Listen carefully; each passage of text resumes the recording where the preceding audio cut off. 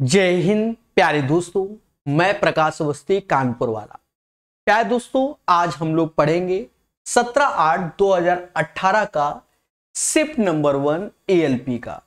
Session को start करने से पहले बता दूं, इसकी सॉल्यूशन PDF टेलीग्राम ग्रुप में आपको मिल जाएगी। पहला क्वेश्चन आपके सामने कहता है, वह छोटी सी छोटी संख्या कौन सी है जिसके 435 पे जोड़ने पर एक पूर्ण वर्ग प्राप्त हो जाए। Simple question. अब ये छोटी वैल्यू है, आप ये देखो किसके स्क्वायर के आसपास है, तो आप कहोगे सर जी 20 का 400 होता है और 21 का 441 होता है। 441, तो इसमें कितना जोड़े कि 441 बन जाए? 6। तो 6 इज द राइट आंसर। लेकिन अगर ये 435 जगह 5 डिजिट, 6 डिजिट, 7 डिजिट होता, 4 डिजिट नहीं 5, 6, 7, 8 डिजिट होता, उस केस में आप बेसिक से किया करें ऐसे। 435 ऐसे लिखा है, पेयर बना लीजिए एक, और यहां तो बस सिंगल ही बचा, तो पहले 2 का पहाड़ा पढ़ेंगे, मतलब 2 का, ये 4 हो जाएगा। अब 35 एज इट इज आ जाएगा, 2 ऐसे, अब ये आ जाएगा, ये 4, ये हो गया 4। अब अगर मैं यहां पर 1 लिखूं, अगर 1 लिखूं कम से कम एक बार, तो यहां 41, ये है 35, यानी 35 को 41 बनने के लिए 6 की रिक्वायरमेंट है, तब कहीं जाकर 21 का होगा, क्योंकि यहां जोड़ना है उस हिसाब से, वरना 20 पॉइंट समथिंग इसका स्क्वायर रूट हो जाएगा। उम्मीद है समझ गए होंगे। कहता है 4 संख्या ABCD इस प्रकार है कि उनका औसत 16 है। अब क्या है दोस्तों, 4 संख्याओं का औसत यानी एवरेज 16 बोला गया है, 16, इसमें 4 का गुणा कर दोगे तो 64 हो जाएगा टोटल। और कह रहा है A और B का औसत 9.5 है, तो A और B ऐसे, ये एवरेज है 9.5, इसमें 2 का गुणा कर दो, 18 1 19 हो जाएगा 200। कहीं ना कहीं इसकी वैल्यू 19 हो गई। अब C और D का मान चाहिए। 64 में 19 घटा लो, 14 में 9 गया, 5 आया, 5 में से 1 गया, यानी 45 आ गया, और ये CD का मान आया। और अगर मैं 2 से यहां भाग दूं तो 2 से यहां पर भी भाग दे दो, 22.5 हो जाएगा, यानी B is the right answer of this one. Question number 2 का जो सही आंसर होगा 22.5 होगा, 22.5। सरल। कहता है x² plus KX plus K का कोई हल नहीं, नो सॉल्यूशन। देखो नो सॉल्यूशन की कंडीशन होती है B² माइनस 4AC ये लेस देन 0 होना चाहिए, तब ये हमारे इमेजिनरी रूट्स यानी काल्पनिक आते हैं। अगर ग्रेटर देन 0 है तो रियल आते हैं, और बराबर है तो रूट्स आर इक्वल। ठीक है, ये बोला जाता है। फिलहाल हमसे कह रहा है कोई हल नहीं, नो सॉल्यूशन, तो ये कंडीशन होती है। रख दीजिए B², तो ये यहां पर आप देख रहे होंगे, तो K² ऐसे आया, माइनस का 4 ऐसे, 1K यानी ये K लेस देन 0 ऐसे, K कॉमन ले लोगे तो K माइनस 4 लेस देन 0। अब K के 2 मान हो गए, एक 0 और एक 4 हो जाएगा। भाई एक 0 हो जाएगा और ये भी, तो हम लोग ऐसे करके लाइन खींच लेंगे और एक जगह 0 लिख देंगे, एक जगह 4। ये दोनों लेस देन है, तो इसका नियम ऐसे होता है, ऐसे चलता है, ये प्लस माइनस प्लस ये, और लेस देन 0 है तो वो ये वाला पोर्शन आएगा मेरे दोस्त, तो K का मान 0 से बड़ा होगा और 4 से छोटा होगा। B is the right answer of this one. आपने मुझसे युद्ध की किताबें पढ़ी होंगी रेलवे की, कहीं ना कहीं ये चीज सीखा होगा, क्योंकि टाइप वाइज वहां दिया गया है। कहता है 6561 का वर्गमूल क्या है, यानी स्क्वायर रूट चाहिए। तो आपने स्क्वायर रूट का वीडियो मेरा देखा होगा, नहीं देखा तो उसको देखें। नियम क्या है, लास्ट का यूनिट प्लेस देखोगे तो यहां 1 है। 1 किसके स्क्वायर में आता है? एक तो 1 में आता है और एक 9 में आता है। 9 का 81, 1 का, और ये 65 किसके में आएगा, तो 8 में आएगा, और 8 का 64। अब खुद ही देखो ये 81 सीधे लग भी रहा है, क्यों, 90 का स्क्वायर 89 है, 90 समझो 8100, तो ये देख ही रहे हो, और ये 80 6400 से थोड़ा ज्यादा है, तो 81 आंसर। अगर ये चीज का अंतर आप नहीं समझ पाते हैं तो आपको कुछ नहीं करना, 8 के बाद नेक्स्ट नंबर से मल्टीप्लाई कर लो, 9 8 72 और यहां 65, ये 72 आया, ये 65, तो ये छोटा है ना, तो छोटा आंसर। अगर ये वैल्यू 72 से बड़ी होती, 72 से बड़ी होती तो बड़ा आंसर हो जाता। तो इन सब चीजों को आपको समझना है और जानना भी है, ठीक है। फिर से 576 तो 24 ही का होता है, इसमें अब क्या ज्ञान दे, ये नहीं आता तो फिर तो मुद्दे है जीवन में। अब यहां कहता है वह पार्टी जिसने सर्वाधिक सीटें जीती वह है। अब पार्टी की बात कर रहा हूं, सर्वाधिक सीटें जीती है। देखो ये पार्टी ए बी सी, अब सर्वाधिक तो ये डेटा आपको जोड़ना पड़ेगा, ठीक है, ये डेटा आपको जोड़ना पड़ेगा, then you will decided the right answer of this one, ठीक है, तब इसका आप सही आंसर डिसाइड कर पाओगे। पार्टी ये ए है, ये बी है, ये सी है, तो इसका डेटा 7 5 12, 12 7 19, 9 हासिल 1, 3 2 5, 5 3 8, 8 4 12 1 13, 139 हो गया, 6 दूनी 12, 6 कटा चौक 24, 4 ऐसे 2 हासिल, 8 2 10, 7 17, 18 19, 194 ऐसे हो गया। इसको जोड़ोगे 3 1 4 1 5 ऐसे आया, और 3 1 4 4 8 1 9 आएगा, 2 7 2 9 9 8 17, और नीचे वाले को जोड़ने की जरूरत नहीं। तो सबसे ज्यादा किसमें है, पार्टी बी में है, आंसर ये हो जाएगा, क्योंकि 194 इसमें है। तो मेरे दोस्त यही इसका आंसर हो जाएगा। डी को तो जोड़ने नहीं, 1 7 3 11 तो फर्जी है, समझ गए। इन्हीं चीजों को आपको जानना है और समझना भी है, दोनों चीज। एक वस्तु का अंकित मूल्य 170 है, विक्रय मूल्य 130 है, छूट की दर ज्ञात कीजिए। देख रहे हो, यानी 170 की चीज 130 में दे रहा है, यानी 17 की चीज 13 में, रेशियो ले लिया ना, दोनों का अंतर 4 बटा 17 और गुणे 100, यानी 400 बटा 17, तो 17 दूनी 34, फिर 60 आया, 17 त्या 51, फिर 90 आया, 17 पचे, यानी 23.53% is the right answer of this one. उम्मीद है आसान क्वेश्चन तो तुरंत समझ में आता है। कह रहा 60 का 15% के 45 के कितने, देखो हमने लिखा 60 और इसका 15% लिखा, और ये वैल्यू x के 45% के बराबर हो जाएगी। अब बस कट्टा पिट्टी कर लो, then you will get the right answer. 15 से ये 3 बार में, 3 से ये 20 बार में, और हमसे इसी का मान पूछा गया, 20 इज द राइट आंसर। अब पेशेंस है, सस्ता क्वेश्चन।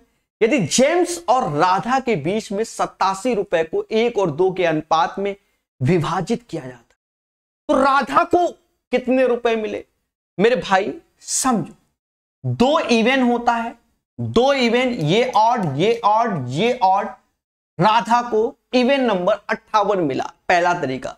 दूसरा 1 और 2 3 होता है, 3 बराबर 87 के, तो 1 बराबर 29 के, तो 2 बराबर 58, सबको आता है। उस त्रिभुज का क्षेत्रफल ज्ञात करो जिसके शीर्ष इतने। अब ये क्वेश्चन आपको समझना है। देखो एरिया का लॉजिक आप जानते हो, फिर भी हम बता रहे हैं। 2,4 ऐसे, -3, -1 ऐसे, 5,3, और फर्स्ट वाला फिर से रिपीट हो जाएगा। देखो तो एरिया होगा 1/2, 1/2। अब आपने जाना कि हम एरो मेथड का प्रयोग करते, यहां से ये माइनस का 2 आएगा, 4 त्या 12, माइनस माइनस प्लस हो जाएगा, माइनस माइनस प्लस हो जाएगा, ये माइनस का 9 आएगा, और ये 5 माइनस माइनस प्लस हो जाएगा, ये 20 आएगा, और यहां 6 तो 20 में 6 कम हो जाएगा। अब इसको कैलकुलेट कर लो, then you will get the right answer. Patience के साथ कैलकुलेट करना। देखो इससे तो हमें 10 की प्राप्ति हुई और इससे भी हमें 10 ही की प्राप्ति हुई। 10 दूना 20 बटा 2 यानी 10 is the right answer of this one. तो इसका जो क्षेत्रफल आएगा वो 10 आएगा। और ये तरीका तो आप समझ गए होंगे, क्रॉस मल्टीप्लाई। याद रहे पहला जो भी आप पहले लिखे, जैसे 2 4 लिखा तो लास्ट में भी 2 4, अगर हमने 5 3 गलती से स्टार्टिंग किया होता तो अंतिम में भी 5 3 लिखना चाहिए। कितने समय में 4400 रुपए ब्याज की 8% वार्षिक दर पे इतने हो जाएंगे, जबकि ये चक्रवर्ती ब्याज अर्धवार्षिक है। देखो अब इसने टाइम पीरियड तो दिया नहीं गया, पर देखो रेट आधा हो जाएगा। रेट आधा यानी 8% की जगह 4% यूज होगा। और समय जो भी होगा, व्हाट एवर जो भी समय होगा वो डबल हो जाएगा। पहले बात को समझना, मैं पूरा ईमानदारी से बता रहा हूं। देखो मैं इसको डायरेक्ट बताने में सक्षम हूं, पहले हम डायरेक्ट बता देते हैं, पर आप पहले ये समझो। तो रेट आधा, समय डबल। अब देखा यह जाए, क्योंकि हमसे कह रहा है 8% दर पर इतना हो जाएगा, जबकि यह चक्रवर्ती ब्याज अर्धवार्षिक संयोजित हो, यानी अर्धवार्षिक हो। ठीक है, in what time will be इतना 8% per annum, interest compounded half yearly. ठीक है, तो हमारा नियम पहले समझना। नियम क्या है देखो, मैं बिल्कुल प्रॉपर बताऊंगा, इसमें कहीं डाउट नहीं रहेगा, चिंता मत करो। हमें रेट दिया गया है 8% पर एनम, मैं बिल्कुल स्टेप बाय स्टेप। टाइम हमें दिया गया है टी, क्योंकि हमें बताया ही नहीं गया टाइम क्या है। अब हमसे कह रहा है कि हाफ ईयरली बेसिस पे कैलकुलेट करो। उस केस में क्या होता है मेरे दोस्त, रेट आधा होता है जो कि 4% पर एनम हो जाएगा, और टाइम जस्ट डबल हो जाएगा। लेकिन हमें टाइम टी ही निकालना है। ठीक है, टी ही निकालना है, डबल नहीं, टी। अब देखो 4% जो हमें मिलता है ना मेरे दोस्त, इसका मतलब होता है 1/25, यानी 25 की चीज 26 हो जाती है। इसका मतलब ये होता है। अब हम क्वेश्चन पे आते हैं। क्वेश्चन पे हमें प्रिंसिपल दिया गया है 4400 और अमाउंट दिया गया है 4576 रुपए। अब यहां पर एक चीज देखो, इनका रेशियो लेना होगा। दोनों 11 के मल्टीपल दिख रहे हैं, वैसे 4 के भी दिख रहे हैं, यानी 44 के भी हैं। 44 से ये 100 बार में गया, 44 से ये 1 फिर 176 आ रहा है ना, 176 आ रहा है, यानी 104 बार में चला। 100 से 104, अभी ये भी रेशियो में कटता है, यानी 25 और ये 26। 25 की चीज 26 में हो जा रही है, और यहां पर भी 25 की चीज 26 में। तो यहां कोई पावर तो आ नहीं रहा, यहां कोई स्क्वायर तो नहीं बन रहा है, यानी यही टाइम पीरियड हो जाएगा, जो कि यहां 1 आ रहा है टाइम पीरियड, क्योंकि 25 की चीज 26 में, तो ये 1 साल काउंट हो रहा है। तो ये जो 1 ईयर काउंट, क्योंकि पावर 2 होती तो 2 साल, 3 होती 3 साल, यही 1 ईयर हमारा कैलकुलेट होगा 2t के बराबर। तो t बराबर हाफ ईयर आएगा, यानी 6 महीने आंसर। देखो मैंने बिल्कुल विस्तार से समझाने की कोशिश की है। ये एक सस्ता क्वेश्चन था, हम आपको सही बताएं, ये एक सस्ता क्वेश्चन था, पर हमने जो तरीका अपनाया है इस पैटर्न का, कितना भी हाई लेवल आए वो वाला पैटर्न अपनाया है। अब बात आती है कि सर जी ये तो सभी बताते हैं, आप क्या, देखो तो फिर आप ओरल में आ जाओ। 4% आप कैलकुलेट करना है, 4400 का 4% साफ साफ दिख रहा है कि 176 होता है। 176 जोड़ने पर 4576 हो रहा है, समझ गए ना, वरना 1 साल सीधे हो रहा है ना। एक तरीके से 4% निकाल लो तो वो 1 साल के लिए निकाल लो, 1 साल में 176 मिल रहा है, तो 176 और बिल्कुल फिट भी बैठ गया है। तो 2t बराबर 1 के, तो t बराबर 6 महीने के। आप इसको ओरल भी कैलकुलेट कर सकते हैं। बढ़िया क्वेश्चन। अब बढ़िया क्वेश्चन समझो। कहता है x 94 प्रश्न के उत्तर देता है और उसे 141 अंक मिलते हैं यदि सही उत्तर पे, यानी राइट क्वेश्चन पे उसे 4 मिलते हैं और रॉन्ग पे उसके -1 मिलते हैं। और 94 प्रश्न देता है 141 ऑन एन एवरेज 141 अपॉन 94। मेरी कैलकुलेशन को देखना, चीज को सीखना। 141 अपॉन 94 ऐसे। अब बच्चा जानता है, मैं नहीं, बच्चा जानता है कि अगर मैं यहां 94 है तो हम सब में ऊपर में 94 गुणा कर दे रहे, इसमें 94 का ऊपर गुणा कर दो, इसमें भी 94 का, क्योंकि यहां रेशियो लेना होता है, तो ये भी 94, तो बाय डिफॉल्ट ये 94 कट गया। अब घटा लो, बड़े में से छोटा तो 141 बड़ा है, अब इसमें से माइनस का -94, और यहां पर कौन बड़ा होगा, ये वाला 6 ऐसे और 36 1 37, 376 में 141 घटाओगे, यहां करोगे तो 4 1 5 हो जाएगा और ये 235 आ गया। यहां पर भी देखोगे तो 235 आ गया। अगर हम इनका रेशियो देखें तो 1:1 हो गया, 1:1, यानी 1 और 1, टोटल 94 प्रश्न थे और 2 बराबर 94 तो 1 बराबर 47, 1 बराबर 47।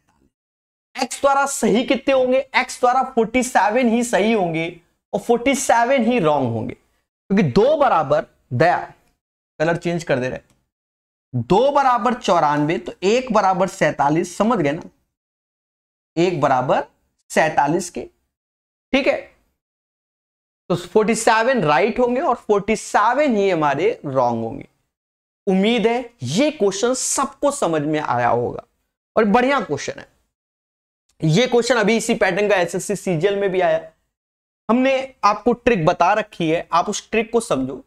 हमने बताया हुआ है कि साइन थीटा अगर 1 प्लस कॉस थीटा अगर ऐसे लिखा है तो यहां पर 1 प्लस कॉस थीटा, तो इसको 1 माइनस कॉस थीटा ऊपर और नीचे साइन थीटा भी लिख सकते हैं। मतलब जो रूप ये है उसको यहां तब्दील कर सकते हैं। सर क्यों कर सकते हैं, क्रॉस मल्टीप्लाई करोगे तो साइन स्क्वायर थीटा ये 1 माइनस कॉस स्क्वायर थीटा का है, यानी LHS RHS के बराबर। ये रिजल्ट आपको मालूम होना चाहिए। प्यारे दोस्तों, जब ये रिजल्ट मालूम है तो अभी ये एंगल बाद में रखते हैं, यहां इस जगह इसकी वैल्यू की जगह हम चेंज कर देते हैं। तो 1 माइनस कॉस 30 ऐसे, नीचे साइन 30 हो गया। अब हमारी कैलकुलेशन आसान हो जाएगी। और 1 प्लस कॉस 30 ऐसे अपॉन साइन 30। अब आप देखोगे दोनों के बेस सेम है, तो साइन 30 तो ऐसे आ गया, ये कैंसिल हो जाएगा और ये 2 हो जाएगा। तो 2 और साइन 30 की वैल्यू 1/2, तो ये ऊपर आएगा 4 हो जाएगा, यानी इस क्वेश्चन का आंसर 4 आएगा, 4। उम्मीद है हर एक मासूम से बच्चे को क्लियर हो गया होगा। 14 नंबर क्वेश्चन एक भाषा का क्वेश्चन है, इसको समझेंगे और जानेंगे भी। भाषा क्या कह रहा है, कथन है बड़ा इजी वे में।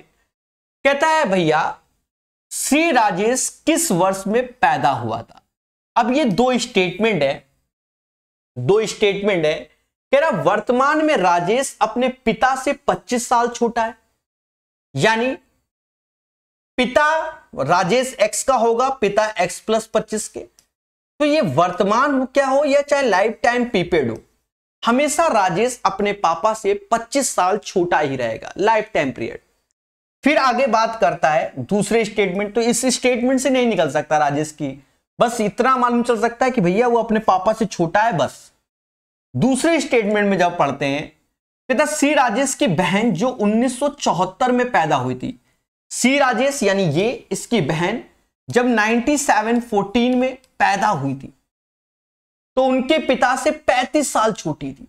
देख रहे हो दया, पिता से 35। अब ये अपने पापा से 25 साल छोटा है, लेकिन जब बहन पैदा हुई थी तो अपने पापा से 30 साल, वो लाइफ टाइम अंतर, समझ गए। मतलब जब उसकी बहन पैदा हुई थी तो पापा से 30 साल छोटी थी, यानी पापा 30 साल के होंगे तभी बहन 0 की होगी, तभी तो 30 साल का अंतर आएगा। पहले बोलो हाँ।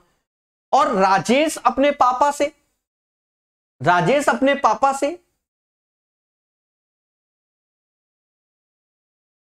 25 साल छोटा है।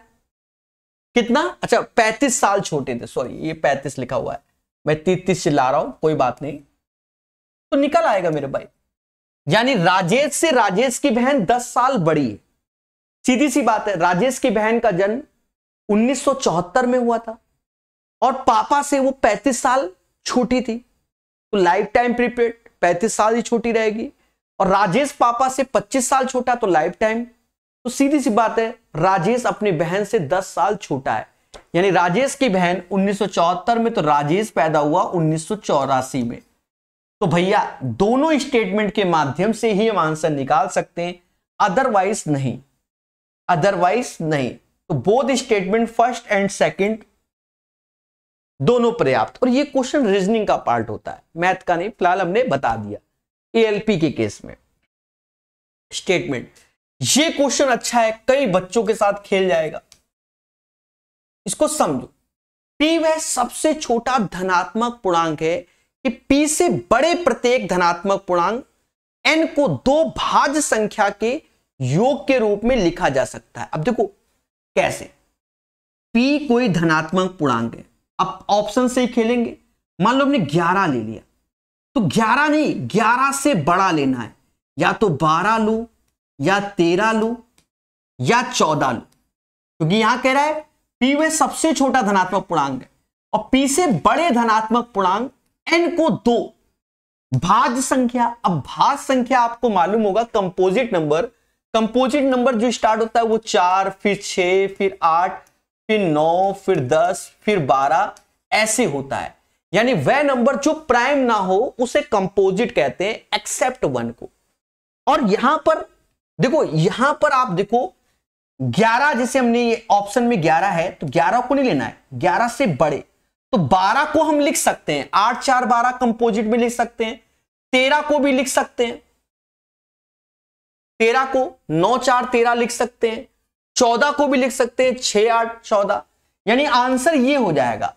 पर फिर भी तसल्ली के लिए हम आपको सारे समझाएंगे। अब जैसे ये 6 है, तो 6 नहीं लेंगे, 6 के बाद लेंगे 7, क्योंकि उससे बड़ा हो, सारे होने चाहिए। तो कुछ 11 के बाद 12 13 14 सब है। अब उससे बड़ा 7 इंटीजर लिया है। अब 7 को क्या हम इससे कहीं से 7 बना सकते हैं? नहीं बना सकते। अच्छा, जैसे 10 ले लिया, 10 के बाद तो 11 12 13, तो 12 13 तो बन जाएगा। क्या 11 बना सकते हैं? देखो इसकी मदद से कहीं 11 बन सकता है? नहीं, तो ये भी गलत हो गया। 3 के बाद 4, तो 4 5, 4 के बाद इसके जो इंटीजर होते हैं 4 5 6, तो 4 तो स्वयं पर 2 अंकों का योग 4 बनना चाहिए, 2 भाज्य संख्याओं का योग 4 होना चाहिए, तो 4 तो स्वयं हो गया, नहीं बना सकते। यानी एक बेहतरीन क्वेश्चन है, ऑब्जर्वेशन और आपका ज्ञान होना चाहिए। तो right answer you know guys 11। एक पाइप एक टंकी को 2 घंटे में भर सकती है। एक can fill a tank in 2 hours. एक जगह से रिसाव होने का टंकी भरने में इतना समय लग जाता है। यानी अब यहां 2 पाइप काम कर रहे हैं, ए भर रहा है और बी खाली कर रहा है, और ऐसा करने पे 8/3 समय लग जाता है। 8/3 समय लग जाता है। इसका एलसीएम लोगे जो कि 8 आएगा, 2 से भाग दोगे 4 आएगा, और 3 से भाग दोगे 8 से, तो ये क्षमता 3 आ गई। ये हमारी एफिशिएंसी हो गई, कार्य क्षमता। अब देखा जाए ए की क्षमता 4, ए की क्षमता 4, बी की क्षमता -1 हो जाएगी। क्यों हो जाएगी? क्योंकि दोनों की क्षमता 3 है। ए की क्षमता 4, बी की -1, क्योंकि दोनों की क्षमता 3 है। फिर टंकी के पानी को रिसाव कितने समय में खाली कर सकता है? देखो बी तोड़ रहा है, 1 लड्डू तोड़ने हैं पूरे 8 लड्डू टूटेंगे, तो कितने घंटे में? 8 घंटे में टूटेंगे। यानी 16 का जो आंसर आएगा वो 8 घंटे आएगा, 8 घंटे। 17, ये ट्रेडिशनल क्वेश्चन है, सब्जी मसाला एमडीएच वाला। 16 पुरुष किसी काम को 8 घंटे करते हैं, 8 दिन में करते हैं 12 घंटे। इसी कार के तिगुना कार, तो ये काम एक यहां तिगुना, क्योंकि नीचे W1 W2 अधिक एक कार को 24 दिनों में 8 घंटे करते हुए कितने पुरुष? तो X पुरुष। यही हमें X निकालना है, ठीक है। देखो एक चीज हमेशा याद रखना, यहां लिखा 3 गुना अधिक, और इंग्लिश में देखो how much man are needed to complete another work which is 3 times. The first one. हमने ये चीज बहुत देखी है कि जो ये अधिक शब्द का मतलब होता है इंग्लिश में मोर, लेकिन यहां पर 3 टाइम्स द फर्स्ट वन, 3 गुना है पहले का। ये चीज टाइम एंड वर्क वाले क्वेश्चन में जरूर पढ़ा करो, जब भी अधिक लिख दे इंग्लिश वर्जन जरूर देखो। अब उसके बाद कुछ नहीं करना, कट्टू पिट्टू, 8 से ये गया, 12 से ये 2 बार, 2 से ये 8 बार, 8 त्रिका 24, यानी x बराबर 24 आ जाएगा। सिंप्लीफिकेशन आप अच्छे से जानते हो, पहले ये 4 डिवाइड बाय 2 तो 2, 2 दूना 4, 15 में 4 गया तो 11, 14 में 11 गया 3, 18 में 3 गया तो 15, और 36 में 15 गया तो 21 answer. 21 is the right answer of this one. सभी बोलो हां, ठीक है, कोई कंफ्यूजन होना ही नहीं है। अब ये भाषा वाला क्वेश्चन है, पढ़ेंगे। कहता है 2 पाइप ए और बी किसी खाली टंकी को 18 और 27 घंटे में भर सकते हैं, यानी A can fill 18 hours, B can fill 27 और सी पूरी भरी हुई टंकी को 45 घंटे में खाली कर सकता है। सबसे बड़ा मुद्दा है एलसीएम। जी हां, एलसीएम 270 लोगे, लेने का तरीका बता दे। पहला 9 गुणे 2 है, दूसरा 9 गुणे 3 है और तीसरा 9 गुणे 5 है, तो 9 तो सभी में है। अब इसका एलसीएम लोगे तो 15 दूनी 30 हो जाएगा, 9 गुणे 30 270, 18 से भाग दोगे तो 15 क्षमता, 27 से 10, 45 से 6 आएगा माइनस का। ये तो हो गया। अब क्वेश्चन को पढ़ेंगे, क्योंकि क्वेश्चन कई भाषा में ब्रेक हो रहा है। कह रहा है पाइप पूरे इतना, जब कोई अन्य पाइप नहीं चल रहा है, शुरुआत में जब टंकी खाली थी, पाइप ए और सी को चालू किया गया कुछ घंटों के बाद। अब ये क्वेश्चन जब होता है तो 3 स्टार बन गया अपने आप। फिर कहता है कुछ घंटों के बाद पाइप ए को बंद कर दिया गया और पाइप बी को चालू कर दिया गया। इस प्रकार 55 घंटे लगे। पाइप बी को कितने घंटे लगे? देखो टोटल 55 घंटे लगे। बी वाले टाइप में इधर टी, शुरुआत में 55 माइनस टी। अब ये क्यों, पहले समझो। शुरुआत में ए और सी काम कर रहे थे, इन्होंने कितना समय लिया? इन्होंने 55 माइनस टी टाइम लिया, लेकिन कुछ घंटे के बाद ए को बंद कर दिया गया, उसकी जगह बी को चालू कर दिया। तो ए के साथ अब बी के साथ सी काम कर रहा है, और जो वो कुछ घंटे पूछा गया वो टी टाइम, मतलब बी कितने देर से चलेगा। यहां बोला गया बी के बारे में पूछा गया है ना, बी को कितने घंटे चलाया गया, तो बी को यहां से सीधे टी निकाल लोगे, वो उतने घंटे, और टोटल काम कराना है 270। इसे ऐसे ही कीजिए, क्योंकि हर बार कुछ ना कुछ नया आ जाएगा तो आप दिमाग नहीं लगा पाओगे। अब बड़े सिंपल वे में 15 में से 6 गया, 9 आया, तो इसकी वैल्यू 9 हो गई। और बी के साथ सी है ना, तो बी के साथ सी, तो 10 6 यहां 4 आ गया, तो 55 9 9 पना 45 4 हासिल, 45 4 49 माइनस 90 ऐसे, माइनस 90 ऐसे, और ये 4t ऐसे आएगा, जो कि 270 के। इससे 270 घटा दो, उधर 5t पहुंच जाएगा, और 270 घटाओगे तो 225 आ जाएगा।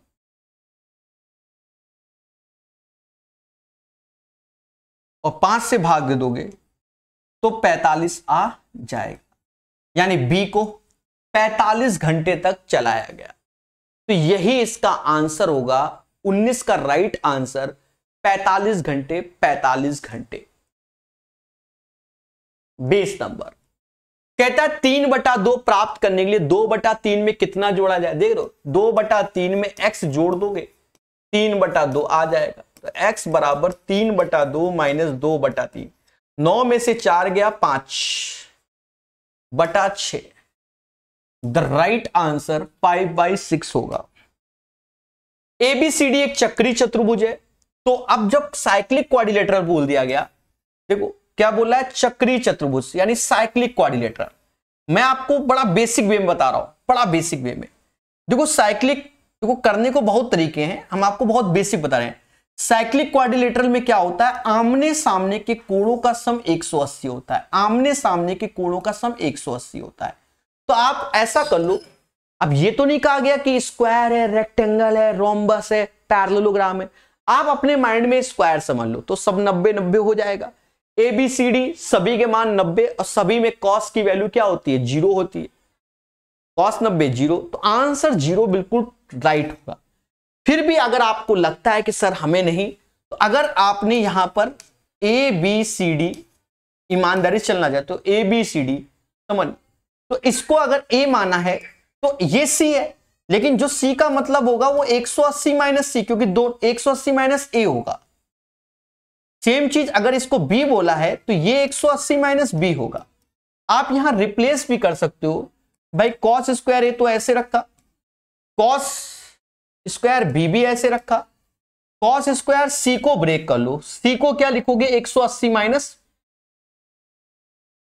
ए, और ऐसे ही डी को लिखोगे cos square D 180 minus B होगा।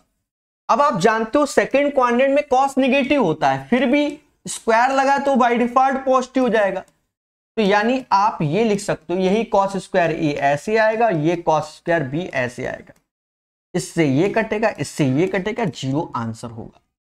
उम्मीद है आप मेरे लॉजिक को समझ गए होंगे। और अंतिम क्वेश्चन आपके सामने कहता है, तालिका के आंकड़े पर आधार पर निम्नलिखित वाक्य को पूरा करें। पार्टी बी में क्षेत्र से सबसे ज्यादा सीटें प्राप्त हुई। पार्टी बी ये है और क्षेत्र ये है, क्षेत्र ये किस क्षेत्र से सबसे ज्यादा सीटें पार्टी बी को, तो पार्टी बी को 86 सीट मिली है नॉर्थ एरिया से। North is the right answer of this one. Question number 22 का जो राइट आंसर है वह नॉर्थ हो जाएगा। उम्मीद है आपको यह सेशन समझ में आया होगा। धन्यवाद।